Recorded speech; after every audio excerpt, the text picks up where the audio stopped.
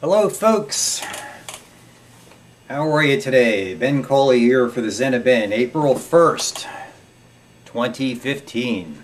This is part two. That was a 2-hour long show today. First part was a sort of plethora of every crazy thought that passed my mind, and believe me, it was all I think we touched on everything that you could possibly think of, every subject matter that there is out there. Namely, we talked about the Chinese building an island out there off the coast of Vietnam by piling sand up. And I mean, like I said, if you look at it, that's right where that MH370 crashed. You know, still haven't found that. I mean, what the hell is it? I mean, do you really believe that that flight just sort of vanished without a trace? I'm not buying it. I mean, I'm a pilot. I owned a Mooney airplane for many years, and I've got a lot of flying hours as piloting command. And so I also know enough about electronics to know that it's not so easy to get lost anymore. I mean, the world is getting smaller and smaller and smaller. I'm talking about electronically. Even just by virtue of the fact that you carry a cell phone around, the government knows where you are every moment. And that airliner was interfaced with services, telephone services. So by virtue of the fact it was connected to services via satellite, yeah, the telephone just the telephone company could have told you where the plane was, because it would have been pinging. Now they're saying, well, the engines were pinging, but and that's just the engines. The communications aboard the plane, and you can't tell me that nobody in the plane wasn't using the telephone, the airphone, which would have revealed exactly where the phone call originated from. And between that and the radars and the satellites, the military satellites that we have in the sky, especially watching that area, and now that it's being revealed to us that the Chinese are building that island right off the coast of Vietnam, which is where this plane went off track and off course. I would think for sure that the U.S. military would be staring at all times down at that area where the Chinese are building this so-called island. It could be used as a military facility, because they're building an airstrip and some ports here where they could pull some ships in, and whether they're commercial ships or whether maybe it's a dual-purpose port where they can handle military ships or commercial ships. Maybe somebody could stop there because they need some diesel fuel, or military aircraft could land there, or maybe if you're just an ordinary commercial aircraft and you have trouble, I mean, maybe that flight MH370 landed there when they got in trouble, and they just didn't want to announce. How do you know that? Because when MH flight 370 got in trouble, it was right there where that island is. Now, I didn't know that island was there until now. They're talking about the fact that they've been building this island up, and I just saw a aerial photograph of the thing. That airstrip's already built. So it wouldn't be hard to believe that there wasn't an airstrip there months ago when MH370 disappeared. So when MH370 had trouble, how do you know the pilot didn't just make an emergency landing there? And they just didn't want to tell anybody, because they didn't want to tell anybody in the world that there was a Chinese island there, or what was a new Chinese island just springing up. So just because they didn't want anybody to know. Well, anyway, I just wanted to also bring up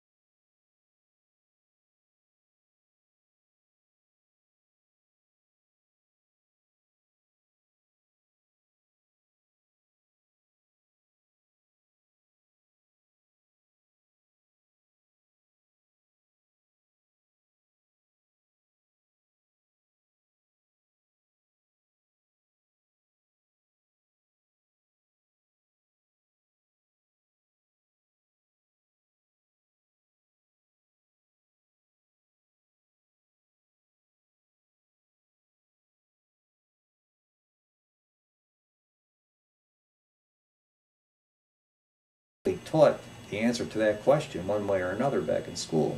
I think I would have remembered. But I know they were, the Jewish population over there was being discriminated against and grabbed and snatched in the middle of the night and taken away, and that's how they ended up. Then they ended up in concentration camps, and everything that they owned was being confiscated by the government, by the Nazis. All the same things that are happening now to the ordinary Americans. And if you're an American patriot, it's kind of like being a Jewish citizen back in Nazi Germany. Same thing, you're a patriot. Oh, you're a patriot. You just might as well be a Jewish business owner back in 1939 in Adolf Hitler's Germany.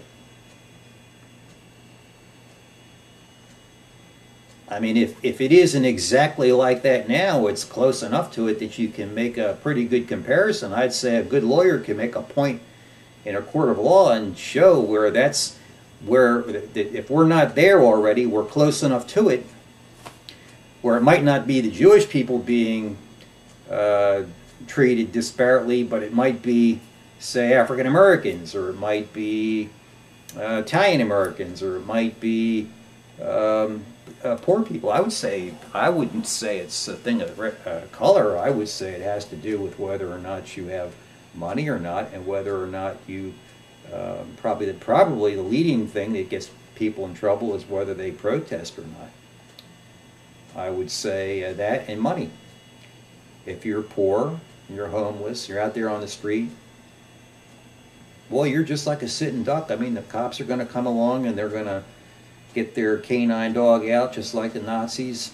They used to use canine dogs, and they didn't call them German Shepherds for nothing. And then they'd bite you, and believe me, you would move along, and they'd be like, if you were lucky, they'd say move along. If you weren't lucky, they'd pick you up and they would put you in a train and send you to Auschwitz, which was a concentration camp, and then they would make a decision about whether you would live or die. And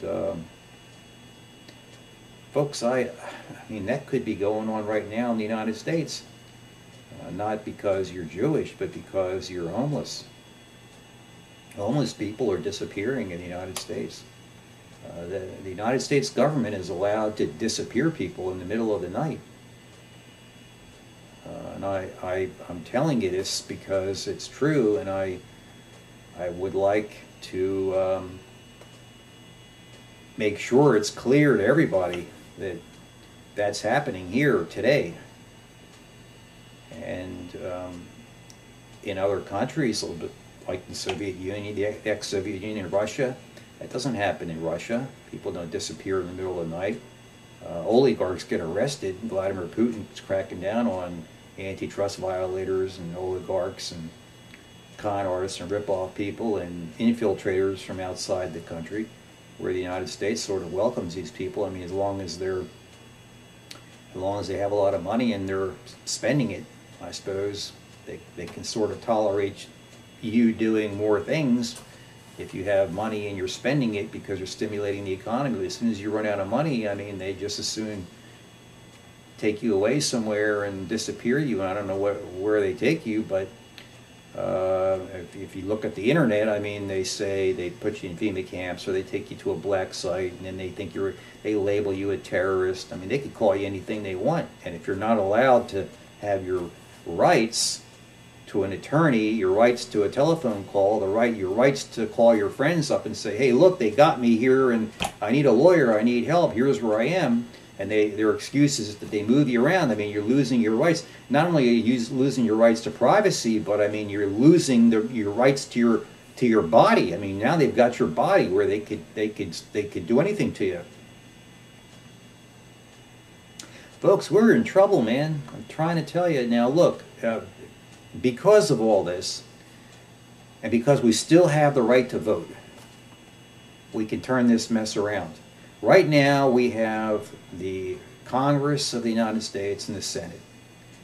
And I know that I've been telling you that we need to just clean the House out in the Senate and vote them all out.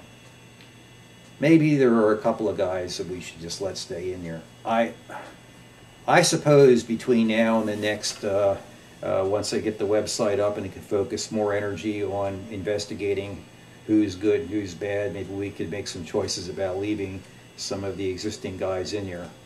But look, they're passing laws that violate the Constitution. We know that that is a fact. Fact number one. Fact number two, thanks to Snowden, we know that we're being listened to and monitored and we're losing our right to privacy. That's fact number two. Fact number three, the government has declared war on the United States. Now, if the government says that we're in a declared war zone, and you have to ask yourself, okay, if we're in a declared war zone, but Vietnam wasn't a declared war zone, who is the enemy here? Well, they're going to tell you the terrorists.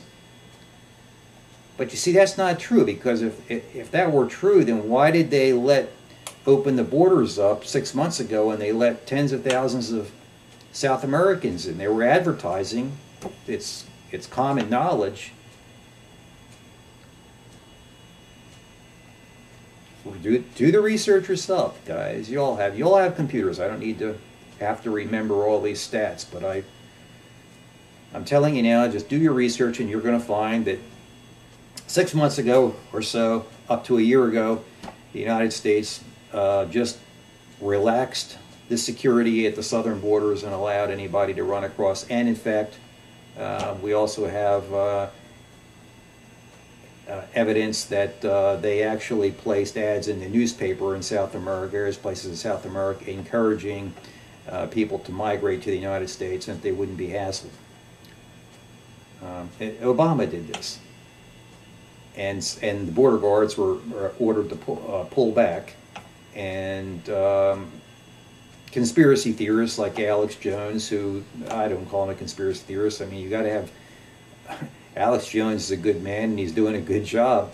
But when you get when you have so much information that things aren't working right, like the borders are wide open and nobody's watching, and they have videotape of these border guard buildings being empty and people just pouring across the border. There are videos of that. It happened. And that's telling me, I guess they're not really worried about aliens, foreigners coming into the country that are undocumented. In fact, they're welcoming them in, letting them open up bank accounts without social security numbers, giving them green cards and benefits, driver's licenses. Then I guess you're not really all that worried about people that you don't know coming into the country. I mean, I know as a real estate broker and a property management company, when I rented an apartment, I definitely made sure that I knew the history of the person I was renting to, so I knew that the building wasn't, that they weren't going to trash the place or do some kind of horrible illegal things in the place, because I didn't want to bear the responsibility of that. So the point is, now if you let these people into the country, on the one hand, on the other hand, you say, well, we're declaring a war, but they declared the war before they let the people in.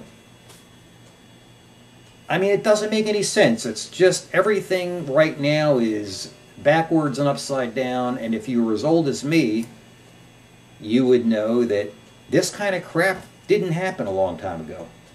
Not even a long time ago, 20 years ago, 30 years ago, 40 years ago, 50 years ago. The United States was like the coolest place, and it still is the best place to live, I think, but it's not being managed properly. And for your life to literally be at risk, I mean, things have gotten to the point now where your life is at risk if you talk up about this kind of thing, like what I'm doing.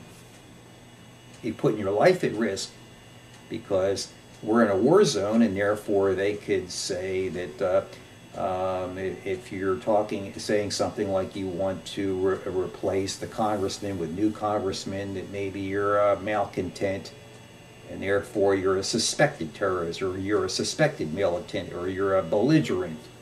I mean, they can make up all kinds of words. One thing about the United States and the English language is It has, there's so many words that mean the same thing. Superior linguistic abilities they have, for sure. But I have superior linguistic abilities as well. That's how I won all these awards. That's how I'm hoping to win if I get into a debate over who's going to be running things.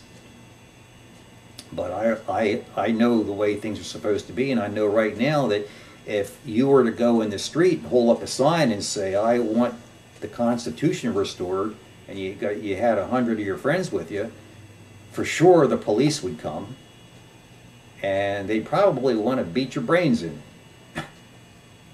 So is that freedom of speech? No. So you lost that. Is it freedom to assemble? Not if the police come and they want to beat your brains in because you're standing there with a sign and you walk in a circle around a fire hydrant in front of the city hall, and they want to shoot you. They don't just show up with a taser. They're going to show up with an M16 and body armor and soldier helmets, Kevlar helmets. I mean, they're going to show up ready because they were told that we're in a war zone. But you haven't been told that you're in a war zone. But it's in there, the National Defense Authorization Act, signed by you-know-who. I mean, we're in a war zone. But Vietnam wasn't a war zone.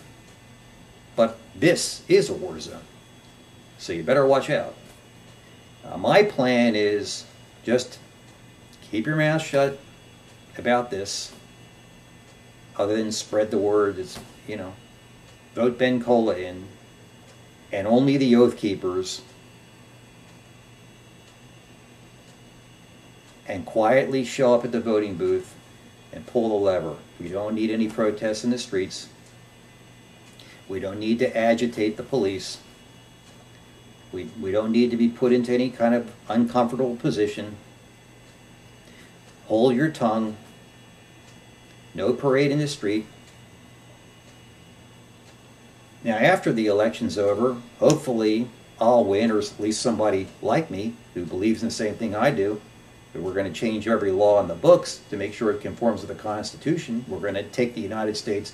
We're going to take the United States off the war zone list, so you're not in a war zone anymore.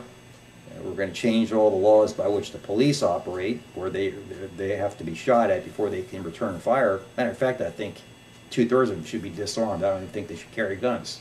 Maybe 1 out of 3 should have a sidearm. But bottom line is, until we get our constitutional rights back, it would be best for you just to lay low and put your energy into making sure that you can show up and vote on Voter Day in 2016 in November. And you pull that lever for Ben Cola. And it's easy to remember my name for the name recognition. I don't even need to go on TV too much. All you need to do is watch all my videos, and you know what I stand for. And I will change what I say I'm going to change. I'm not lying to you folks. If I say I'm going to do something, I'm going to do it or die trying. Believe me. And I don't want anybody to get hurt. I don't want there to be any demonstrations. I don't want anything bad to happen to anybody. I want my country, our country, back the way it was before, so that you can stand in the street with a sign in front of the White House, and I'll look out the window and wave to you, and when you call me, I'll talk to you. I'll make sure that I don't do this to you.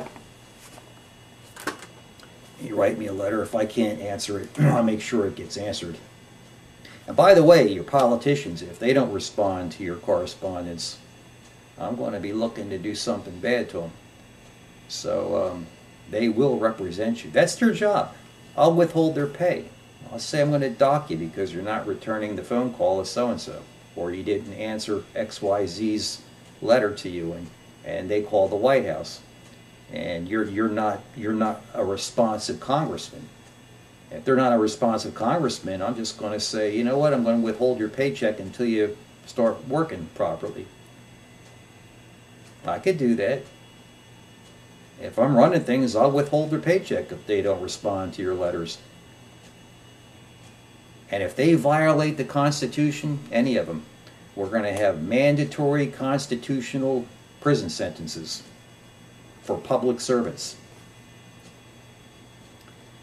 Now, for the public, it's not going to be quite as severe, but there are going to be penalties if you listen in on your neighbor, you tap your neighbor's telephone or something like that, you're listening on a private conversation, illegal taps and stuff. Yeah, you're going to be in trouble. Now, if you tape record the police, there's a big thing about whether or not you're allowed to tape record the police or videotape the police. Bullshit. The police need to be watched now, and they need to be watched after I hopefully get in office. Should I, if I'm, like I say, if I'm in power, I'm going to make sure that it's going to be written right into law that any public servant can be videotaped. Not while they're off the clock at home or something like that. But I mean, I don't want somebody putting a wireless camera in somebody's bedroom or something. I'm talking about the police in public with their police car, doing what they do every day, everything they do, since you're paying them and they work for you, then you're their boss and you have a right to video them. I mean, if I had a way of watching them every second, I would watch them all the time. Because we need to make sure we don't have any dishonest policemen. One dishonest policeman could ruin somebody's life. They could kill somebody and write a false police report. I mean, the police have to be watched. They could run amok like the Nazis. That's a scary thought, but I mean, it seems like it's happening in some instances. So right now, we need to stay focused on fixing the United States. And it's sad because there are things happening around the world that we need to focus on too. In some things that are happening around the world that I'm aware of, we need to behave maybe in a different way than we're doing it now. And in other areas, we need to stay away out of it completely. And in some things, maybe it's important to step up our activity. But no matter what happens, that along those lines, and I don't know everything that President Obama knows, and that's one reason why I'm not just saying, you know, damn Obama, damn Bush, damn Clinton, or whatever. Look, they know things and have information that we don't have. So to just say, look, these guys are outright bad. I do know what they did do to me, and that's they declared war on my property where I live. They declared war on my United States here. You know, I own a part of the United States, a little piece of real estate here, just like everybody owns. Everybody lives here, so we're all living here, and we have all been put into a war zone because they signed it off as a war zone. I mean, whose big idea was that? But we know it got signed by the president.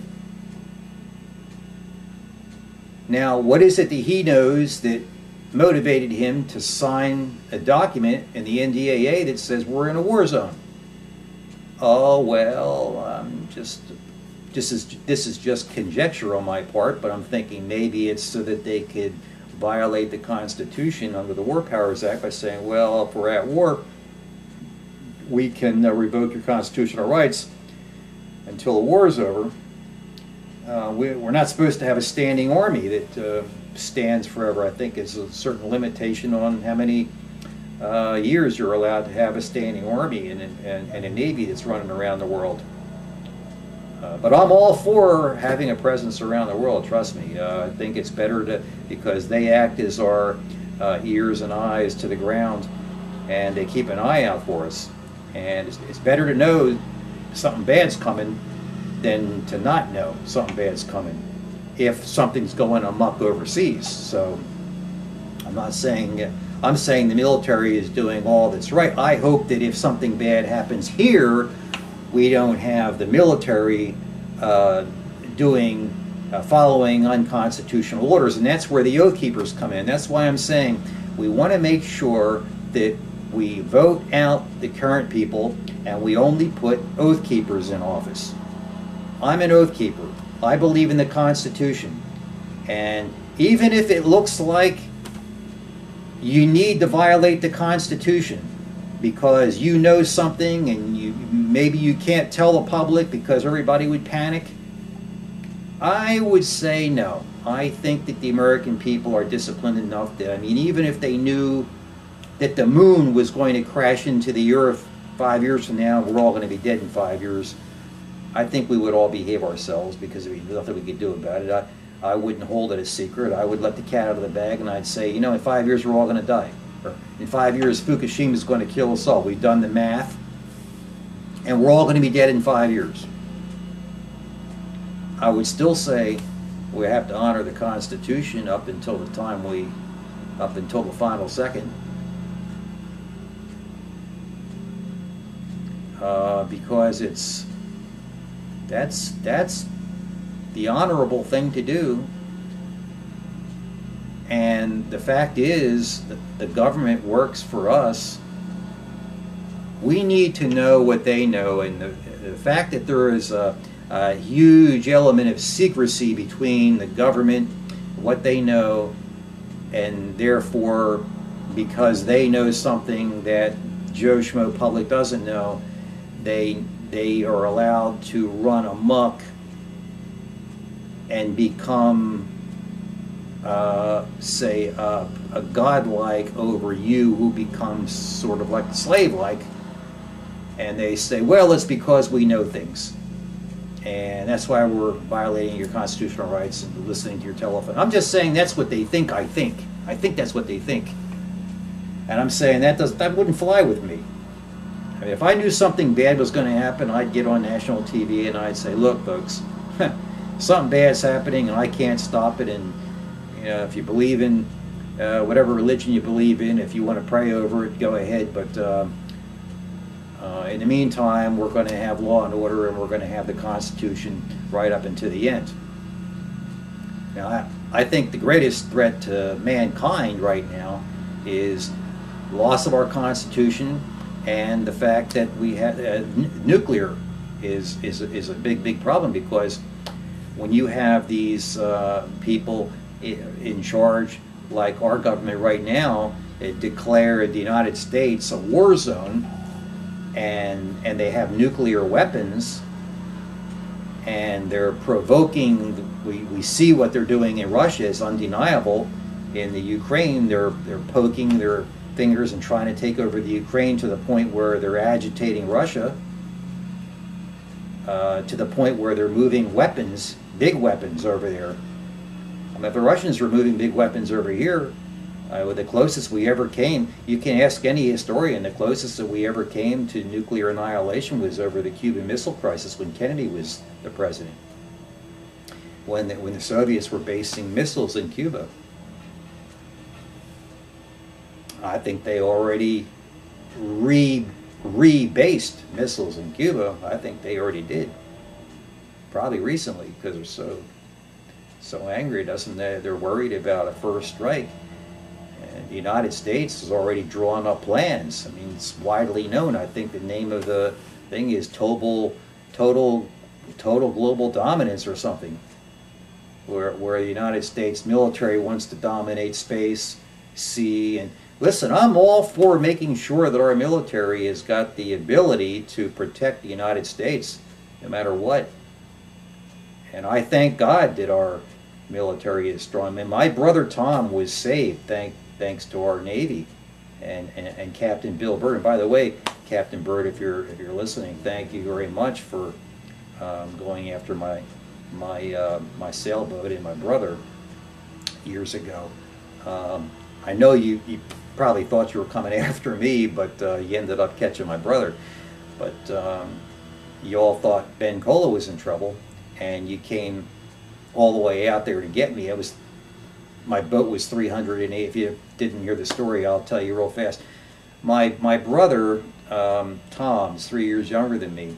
When I came back from a sailing, after I sold my insurance office, I went sailing for a few weeks, and I went all the way to Bermuda in my sailboat. And then I came back after a few weeks. And my brother, Tom, who I used to sail with a lot, he didn't want to come. I invited him to come, but he didn't want to. But in any case, he became, over the years that followed, he became mentally ill. He caught a mental disorder called schizophrenia, and it's a mental illness that develops when you're in your 20s usually.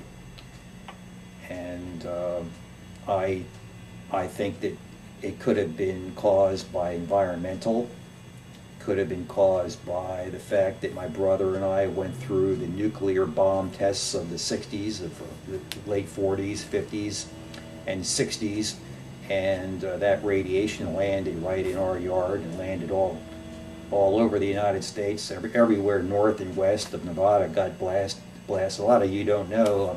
I'm going to release some information. I'm concluding a study now where I actually wrote a report that explains the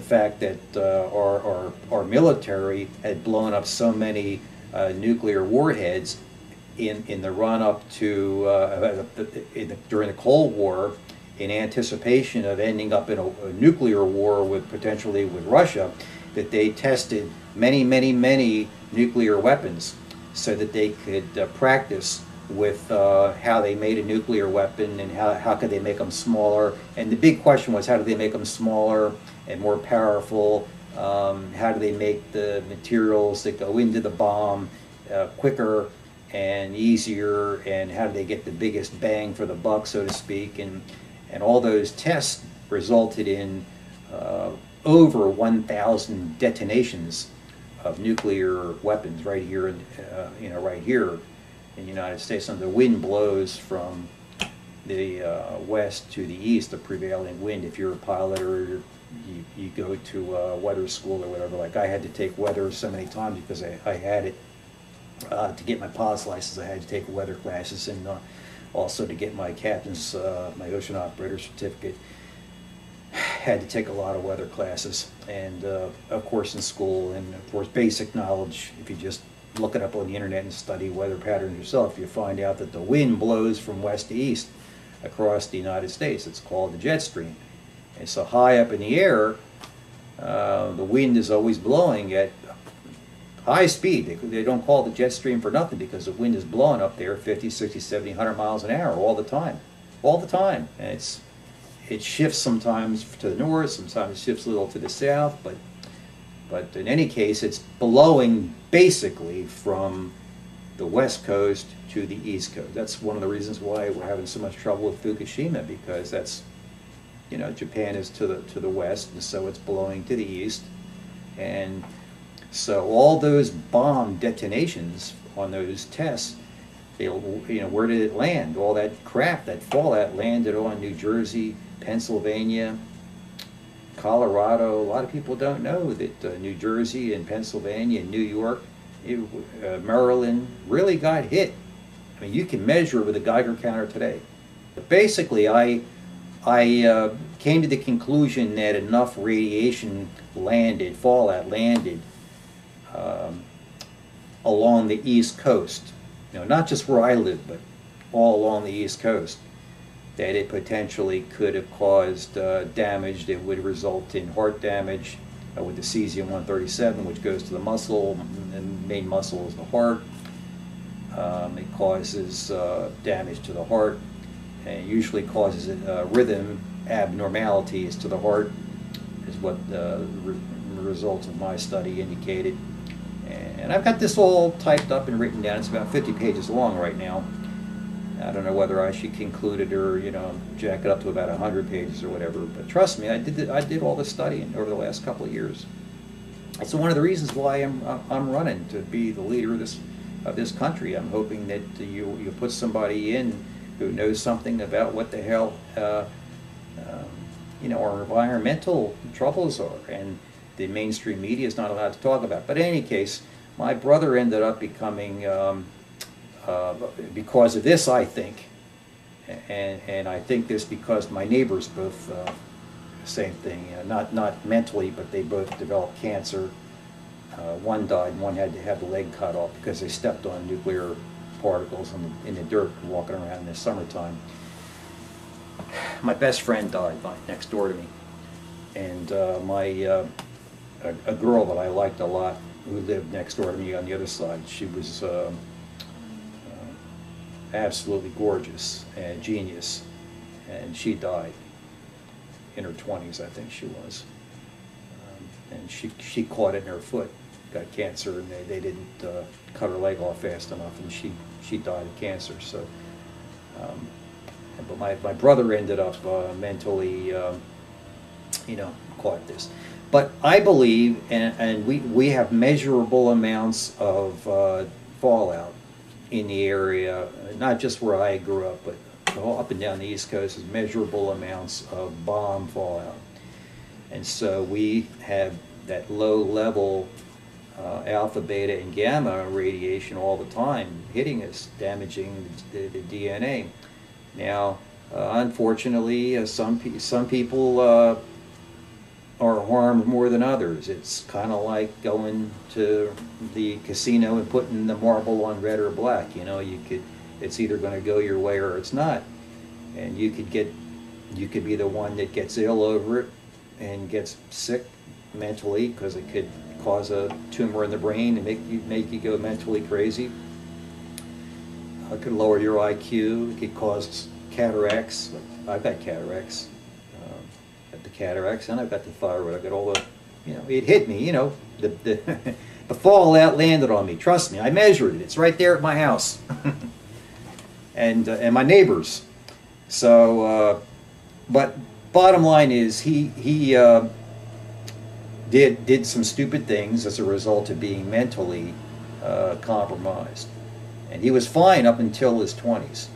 And then all of a sudden, you know, whatever it was, and remember I told you he was living there. I moved out at a young age, but he was living there, and I think right there was a bad spot. But anyway, he, without asking me, went down to the seashore and took my sailboat out for a joyride. I actually caught him before he left. He left me a message when I came home from work. There's a message on my answering machine that said, "I'm taking your boat and I'm sailing away. I'm not going to tell you where he wanted to go, but well, why not tell you?" He said he was going to go to Russia because he said Russia was a better place to live and the United States was turning into a communist country. This is what he said back in the 80s. He wanted to go to Russia like Snowden. And he said that he thought that the phone was being tapped and he thought that he was being followed around. I mean, he was crazy crap, you know, stuff that... It might have been true, you know, but back in those days probably wasn't true. But anyhow, I was able to fly my airplane when the message came in. I was able to fly my airplane. The boat was 90 miles away from where I lived, but the airport was only about 5 miles away from where I lived, where I kept my airplane. And I had a fast car. I had a brand new Corvette, and I drove my Corvette down to my airplane and got an airplane, and I flew straight to the airport, and I was able to catch him right before he pulled out. This was in the middle of the winter. There was ice. The water was even frozen, but he was still going. He would have been able to get out, and he knew enough about sailing because we used to sail together that he probably would have got the boat out into the ocean. Well, anyway, a couple of weeks later, even after I talked him out of doing this, telling him that he'd freeze to death in January or whatever it was, February, he went back and he brought a lot of heater fuel with him. The boat had a gas heater in it, and he brought a lot of fuel with him, kerosene fuel. and he was able to hotwire the engine to start the thing up, and he got going, and he did in fact get the boat out of the marina, and he took off, and he never he was smart enough not to call me the second time, and so he escaped. Uh, and I got a telephone call about 6 o'clock in the morning from the Navy, and they transferred the call to the aircraft carrier. The nuclear aircraft carrier went after him from Norfolk, Virginia, because he got into trouble and he ran into high seas and very high winds, 60-mile-an-hour winds and 60-foot seas, and he couldn't handle it anymore, and the sails blew out, and so he set the EPIRB off. And the EPIRB was registered to me, so it sent an emergency signal up to outer space. And so the Navy thought that I was in trouble because it said Bencola, and they sent instead of the Coast Guard coming, they sent an aircraft carrier after him, and they towed my boat back, and they called me, and they said, Ben, we thought it was you. But we got your brother, and don't worry, he's safe, and the dog is safe. It was almost as if I had authorized my brother to take the boat for a joyride. And when Captain Byrd called me from the bridge of the nuclear aircraft carrier, he said we're towing you back. I said, where are you? He said, well, we're 360 miles southeast of Norfolk, Virginia. I said, are you kidding me? And he said, no. He said, and the men on board, he said, we're all taking bets on whether or not your boat's going to make it back, because we're towing it in 60-foot seas behind a nuclear aircraft carrier, and it's bouncing up and down, he said, and it's doing really well, and we're all surprised it hadn't fallen apart yet. So I was hysterical. And so I told Bill, I said, look, call the Cape May police, and they'll tell you the story about this, that he tried to do this 2 weeks ago, because I had called the police to stop him in the event I didn't get my airplane down there fast enough 2 weeks earlier, and the police showed up, but they sent a plain cop car so they wouldn't get him all upset and everything, and a plainclothes detective, and we caught him and calmed him down, and they got there right when I got there, and we all approached him at the same time. He had the engine running, but the second time he escaped and he got away. And my brother, the Navy took my brother to get checked out. Captain Byrd did exactly what I asked him to do to my brother, and they gave him a warm shower, and they fed him and took him back, and they took him to a really good physician. And at some point after that, it got to the point where they couldn't deal with him anymore because he was doing crazy things and wasn't taking his medicine, and they tried everything. I mean, we all did. And at some point, we decided maybe he should be institutionalized, and he ended up being institutionalized, and he's institutionalized to this day. And it's sad because my brother and I used to fight every day and wrestle. I mean, we're just a few years apart, and we had the best of times together. We used to sail my Hobie Cat sailboat around together and go water skiing together, go fishing together for bluefish. But then he just ended up losing it one day, and he wanted to go to Russia. And I even told him, I said, look, if you really want to go to Russia, get your passport and make sure you get all the papers that you need, and I'll pay for you to go to Russia. I'll pay for everything, and you can go visit Russia. You can stay if you want, I'll pay. But that's not what he wanted, I guess. He didn't take me up on that, and he ended up in an institution. But anyway, it's when terrible thing, when the Allstate case was going, when that final verdict came out, I told you my best friend, the fellow who helped me, wasn't really necessarily my best friend, but the carpenter who helped me to build the building was murdered the day that thing was, the final verdict came from the Court of Appeals. And it was shortly thereafter that my brother got beaten almost to death in the facility that he was in. Some bad people in that place there beat him up. and he almost died. They had to give him 8 units of blood, and he had a ruptured spleen, and he was beaten to within an inch of his life. I still think today that, you know, because the people that were there were just, they were too zoned out to beat him up. I think some bad people got put in there and beat him up on purpose. You know, sometimes I think it might have been better if I were in there. I probably could have fought better than he did and beat him off me, but they ganged up on him and beat him up.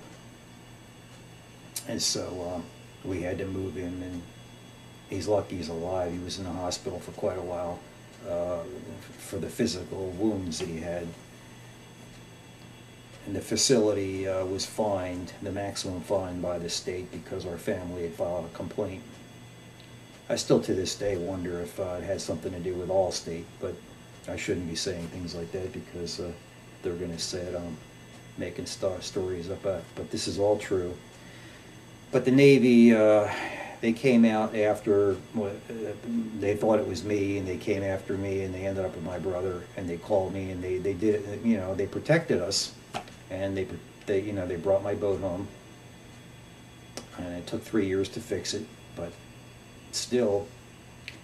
And by the way, he was in Norfolk, and he pulled anchor when he got the message to go out. It wasn't like he was out there and he just captured him. I mean, he took the aircraft carrier after my brother. He thought they were coming after me, but they got my brother.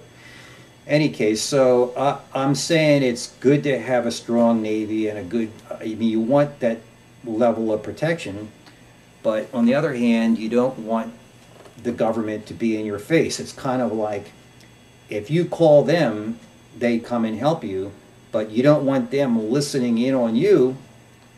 And you see what I'm saying? It's kind of like, instead of, it's like, I'll call you, don't call me, I'll call you. It's kind of like that. And you know, then now they've got the United States declared a war zone, and they've militarized the police. I mean, it's just terrible. And the average person on the street, when you ask them, hey, do you know that you're in a war zone? They're going to say, what are you talking about? What do you mean we're in a war zone? Yeah, you're in a war zone. Well, then if you're in a war zone, the first thing you have to ask yourself is, well, who's the declared enemy? Who did they declare war on? I still don't know the answer to that one, I guess, but I mean, they didn't declare the United States the contiguous United States a battle zone, which is, you know, more than they did to Vietnam. They didn't declare that war. It was a police action. So, bottom line is, we have got to get our Constitution back and our basic rights, and we have got to make friends with our neighbors around the world, because we all live on this earth, and the earth is getting smaller and smaller because communications are getting better and better, and therefore I could pick up telephone and I could call anybody around the world in a few seconds. And so we therefore are neighbors in every way, except that I can't get in my car and be around the world in 10 minutes, but I can call you in 10 seconds. And if we have missiles, we can shoot atomic missiles at each other. In minutes, we could destroy each other. And we can't live like this. It was that radiation, I believe, that damaged my brother, and it killed my, potentially could have been my girlfriend next door, and my friend's best friend, my real best friend's leg got chopped off next door, just 50 yards away from where I slept all night. And so these are the dangers of the radionuclides. And with the kind of talk that's going on about Ukraine, those people want to be left alone, and a nuclear war could start up over it. Then everybody's going to have mental problems or heart attacks, or they're going to get cancer and have to have their legs cut off. We can't have war like this. It's just, we've reached the point of technical capabilities where we can destroy the earth and certainly damage the earth. And Fukushima has already damaged the earth to the point that if we don't do anything about fixing the earth now, we are all going to end up having to have our feet cut off because we're going to be getting nuclear particles stuck in our feet and our shoes, or even when you come home and take your shoes off, when you walk inside, there could be a nuclear particle anywhere on your front lawn. We've all been, we've got fallout fell all over the United States, all of us. That's why every once in a while in the news you see a whole swarm of birds just drops out of the sky. What do you think that is? Well, a flock of birds flew through a pocket of nuclear radiation. It was just drifting in the air, and their hearts, they breathed it in, and in a matter of a few seconds it went through their bloodstream, hit their heart, and their hearts failed, and they just fell out of the sky. We're all there together. That's how fast this crap can kill you. It can kill you instantly. Or it could be one of those deals where it takes years to kill you. Anyway, the whole thing's very sickening. At this point, I have a plan for straightening that out too. Listen to my prior video.